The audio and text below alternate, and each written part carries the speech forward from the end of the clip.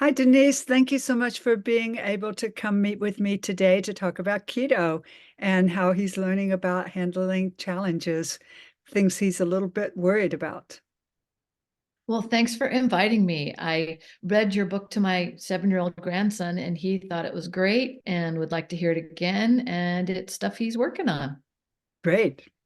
Um, I am so glad to be able to have the opportunity to share my screen and talk a little bit about what the free gifts are that I have on my website that people who are interested in learning more after reading the book can look at. There's opportunities there for adults working with children to learn more about how they can support children when they're feeling anxious about something, as well as fun activities to reinforce messages for the kids. So I wanted to go through that with you, and we can talk about the things that are important in those handouts, the free gifts. But before we do that, I'd like to introduce myself and you. So I'm Nan Arkwright, a pediatric occupational therapist, and Denise is a retired occupational therapist and a grandma.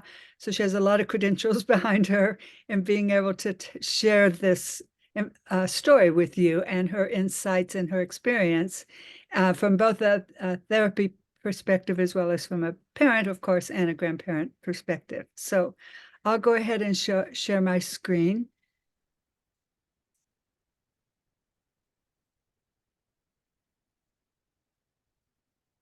Here's the cover of the book. Kito learns about handling his fears.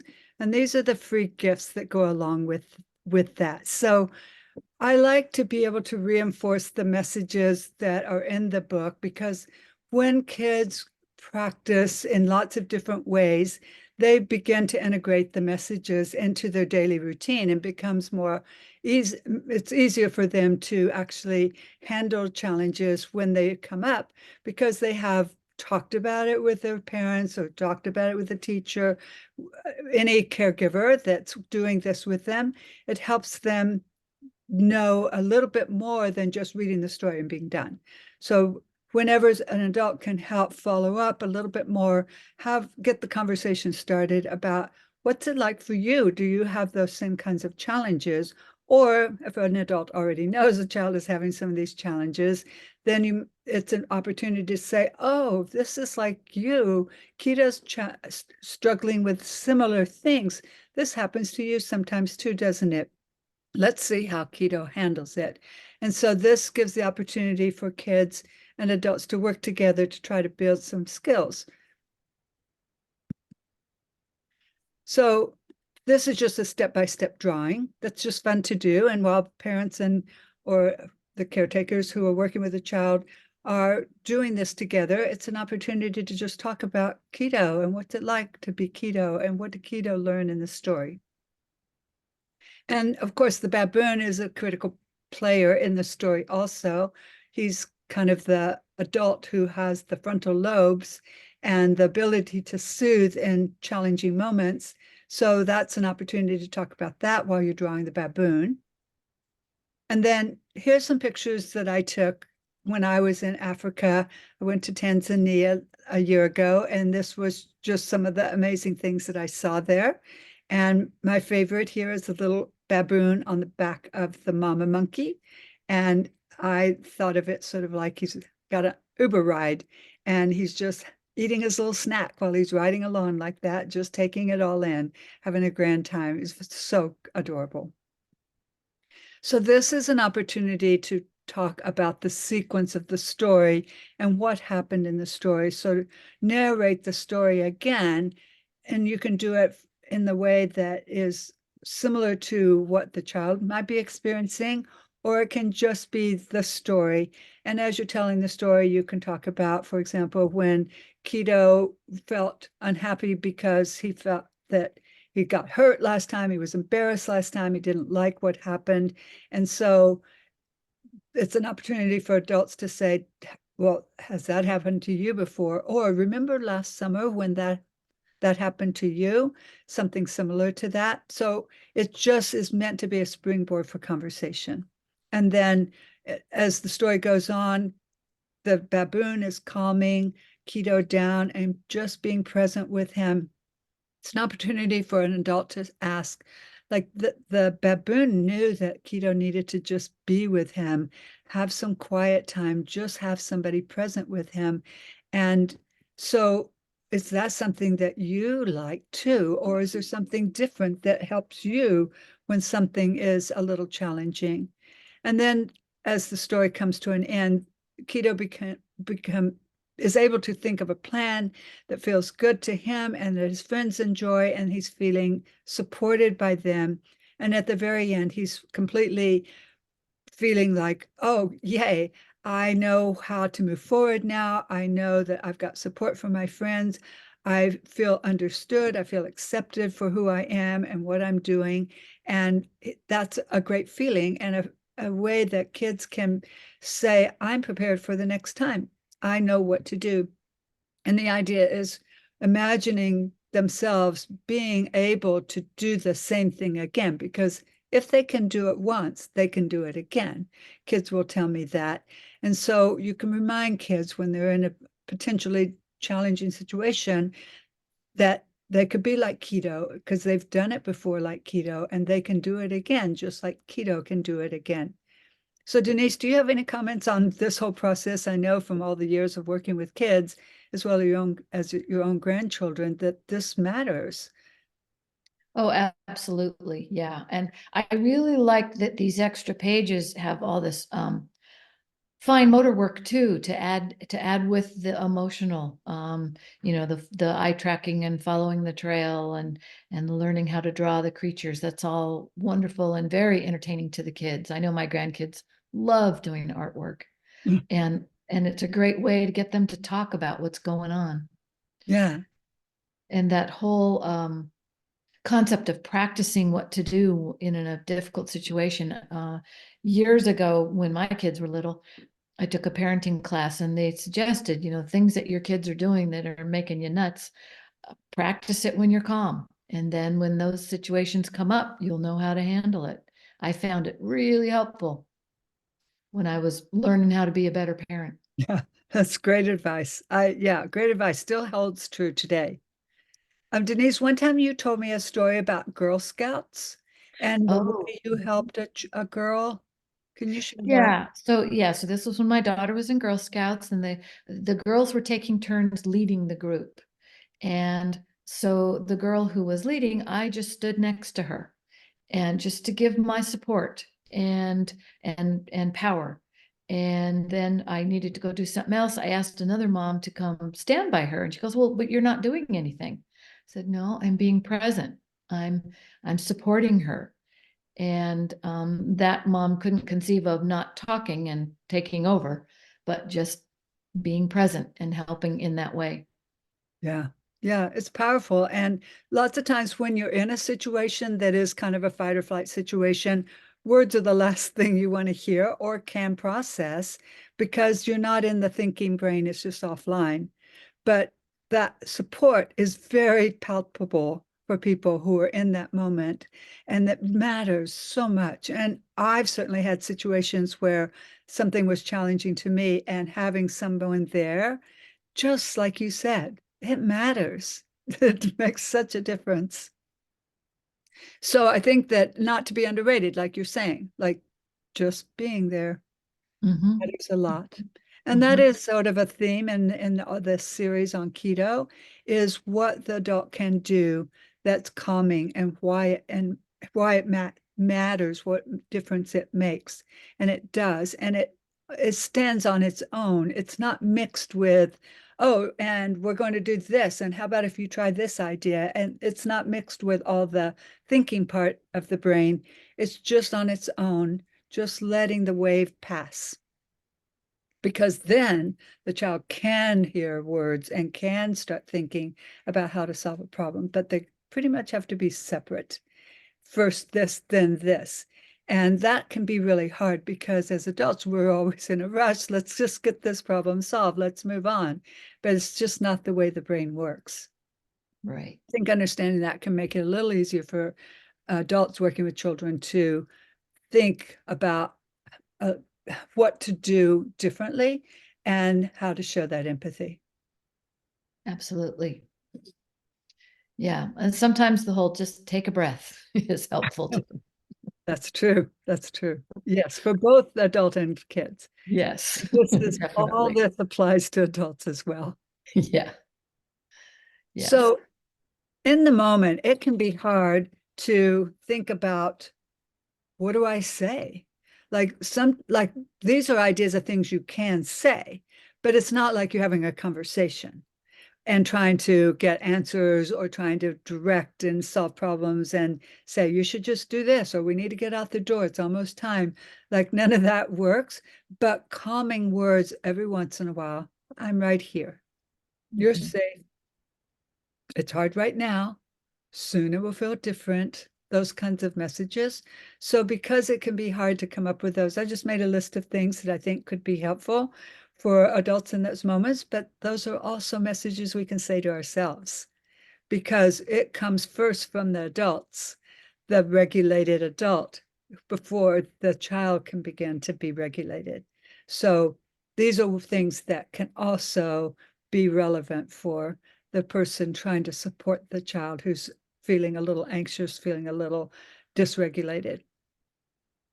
Yeah, and I've found it's helpful to take my hands and just run them down the child's arms from in front when they're losing it to help them calm. Yeah, It can that be very tactile. helpful. Yeah, deep pressure Hmm. because you're not just tickling down, you're No, no, no, no. I'm very firmly running my hands yeah. down their arms.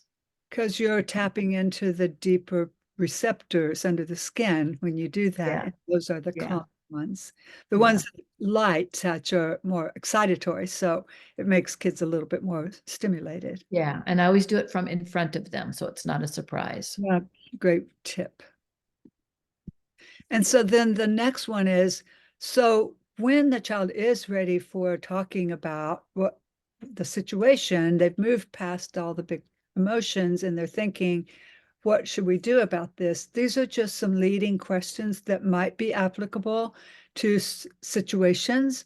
So again, trying to take the make it easier for adults to think, what could I say now that would lead to some solution to the challenge right now? How can my child believe in themselves? How can my child picture themselves in the future being able to handle these types of situations in a way that feels like they grew from it, and in a way that feels like they can do it again, and that they feel capable of doing it?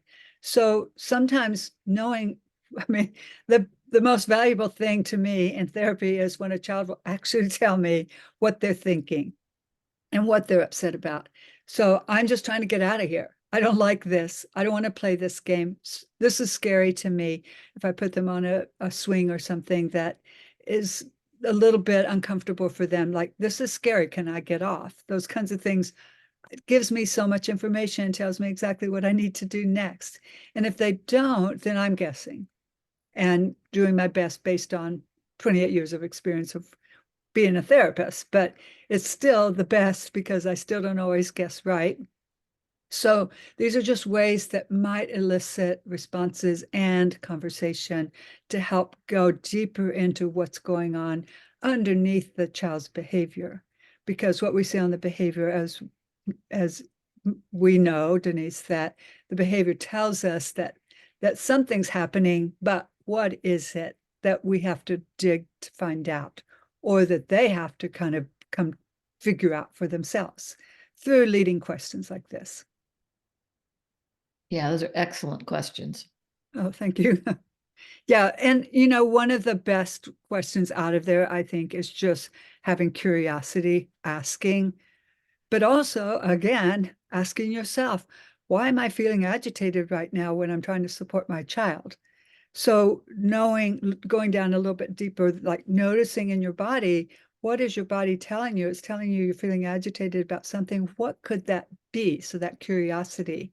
If I can acknowledge that and remember, oh yeah, sometimes I feel that way. I've learned tools for managing that. I can use those tools right now. Then I'm going to be more available to my child to help them learn to do the same thing.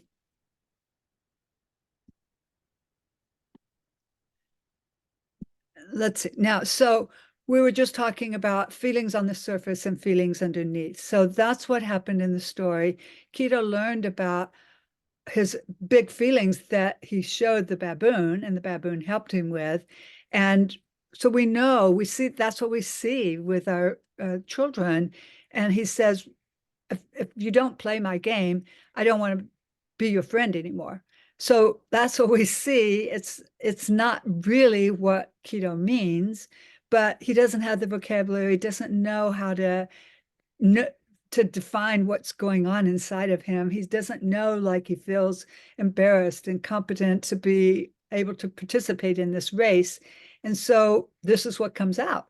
And big, because kids don't have the same ability we have as adults to modulate a little bit. So it comes out big. And sometimes the small problems come out as big as the bigger problems. And that gray zone between all or nothing kind of shows with kids when they are having big reactions to everything, no matter how big, what the size of the problem is from our perspective. But from their perspective, they're all really big emotions, big reactions to big problems from their perspective. So the baboon does take time to calm him. And he's saying, I see Kito doesn't like something. I wonder what he's thinking. So there's that curiosity. I wonder what feels uncomfortable to him. I'll sit with him until these feelings pass. So that's what we already talked about. So he's wise and knows this is what he needs in this moment.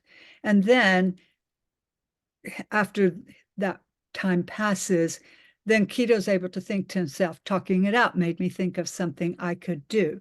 So in the story, I'm trying to model that idea of when children do know what to do after they've gone through these steps, when they've calmed from the big outbursts, when they've had somebody who sits with them and shows empathy and understanding, they then are able to solve the problem. Out of this whole process, that's actually the easiest step in my experience, because it's just thinking now. And they're good thinkers and they can solve problems. And so, and they tend to own it too if they are coming up with the idea. Hardly ever do I have an idea that a child accepts. So I pretty much just say, how about you tell me, what do you think would work? And if they're really stuck, then I'll give some ideas. But almost always they say, no, I don't want that. I don't like that idea. You kind of gave a knowing look like you've had that experience. Oh, yeah.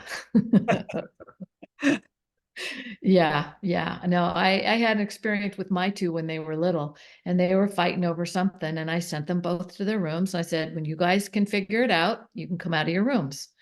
So they came out and they started fighting over the same thing again. And they were having trouble sharing a toy. So I sent them back to their rooms. I said, when you figure out a plan, it took us 3 times. And then they came out and they said, okay, we'll each take 5-minute turns. I said, great. I could have started with that. Yeah. But what did they learn? Much more by figuring Yeah, it themselves out. exactly. And then they did it. Yeah. That's great. Yeah. Great story. Yeah. They know. Yeah. Here's just a blank one that a child and an adult can do together and model it off of the one that I just showed with Kito. And then here's another coloring page instead of a step-by-step drawing page. If a child is, usually when I do these little step-by-step drawing activities with kids, they're fine with it. They like doing it, even though there are some angles maybe from a OT perspective that might be hard to draw, like diagonals. They're not bothered by all that. Their goal is, I want to draw this picture. It's important to me. It's going to come out the way it comes out, and I'm going to be happy with it. So most kids really like doing that. In fact, I don't think I've met any kids when I've given them that kind of activity who don't want to do it and are not happy with the end result. So I love that. And so, but for the child who maybe wants to do something a little easier, a younger child maybe, then you can just color and you can talk about something, or it can just be coloring just for fun. Same thing with the baboon. And I think that's the end of it. So I'll stop sharing my screen. So Do you have any parting thoughts or ideas that you wanted to share, Denise? Well, I just like the way that this book encourages talking about the stuff that's going on with your kid, because we all have trouble with emotional stuff, and if you can lay the groundwork early on, makes life so much easier later. Such a great message. Yeah. Yeah. They're primed for learning it now. And they've got a lot of years they can practice it and get good at it so that when they're older, like it's easy for them. Well, Yeah, easy, but easier. they Yeah, have the tools. Yeah. yeah, Yeah. yeah. Yeah. So I hope that everyone listening will be going online to take advantage of this. For all the books that I've written, these kinds of activities and resources for adults are available. So I am hoping that we will connect again on it over another book. Thank you, Denise, again so much for being here. Bye bye. Bye.